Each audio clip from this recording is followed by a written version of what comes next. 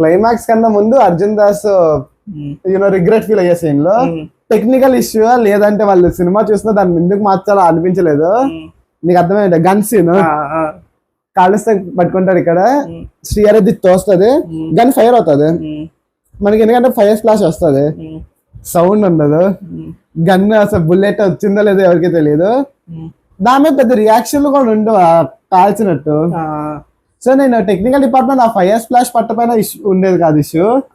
So మనం కొంచెం floss గురించి చెప్తున్నాం కాబట్టి సినిమాలో మేజర్ టెక్నికల్ ఫ్లా అంటే లిప్సింగ్.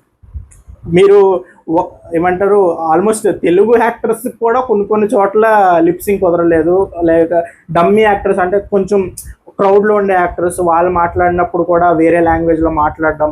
సో మీరు తెలుగు మేజర్ బేస్ కింద చేసినప్పుడు మేజర్ డైలాగ్స్ అయినా మీరు ఒక తెలుగు లిప్ సింకింగ్ అది కొంచెం ప్రాపర్గా చూసుకోవాల్సింది అనేది నాకు కొంచెం ఇబ్బందిగా అనిపించింది. ఎందుకంటే పవన్ కళ్యాణ్ స్ట్రేట్ తెలుగు మూవీ కానీ చూస్తున్నప్పుడు ఆల్మోస్ట్ 50-60% మనకి లిప్సింగ్ అనేది అటు ఇటు వెళ్తూ ఇమ్రాన్ హష్మి సీన్స్, ఇమ్రాన్ వాళ్ళ ఫాదర్ లైక్ ఇమ్రాన్ హష్మి వాళ్ళ ఫాదర్, నేను అదే కొంచెం ఆ లిప్ సింకింగ్ మాత్రం కొంచెం చూసుకోవాల్సి. అంటే అదే మన డిప్యూటీ సీఎం ఆయనకి కొంచెం షెడ్యూల్ ఇష్యూస్ ఉన్నాయి, ప్లస్ సినిమాని నాకు తెలిసి యాక్టర్స్ అందరినీ పిలిచి కొన్ని డేట్స్ తీసుకొని ఆ షార్ట్స్ కింద చేస్తారు. కానీ తర్వాత మూవీ అంతా ప్రోగ్రెస్ అవన్నీ చూసుకున్నప్పుడు అక్కడ హిందీ డైలాగ్స్ ఉన్న చోట తెలుగులో చెప్తేనే బెటరు, లేకపోతే మనం కొంచెం తెలుగులోనే చెప్తే జనాలకి ఎక్కువ కనెక్ట్ అవుతుంది అన్నట్టు వాళ్ళు ఏమైనా చాయిసెస్ తీసుకున్నారా, డైలాగ్స్ లాస్ట్ మినిట్లో ఏమైనా మార్చారా అనేది కూడా ఒకసారి డౌట్ వస్తుంది నాకు. అది ఉండొచ్చు, ఎందుకంటే లైక్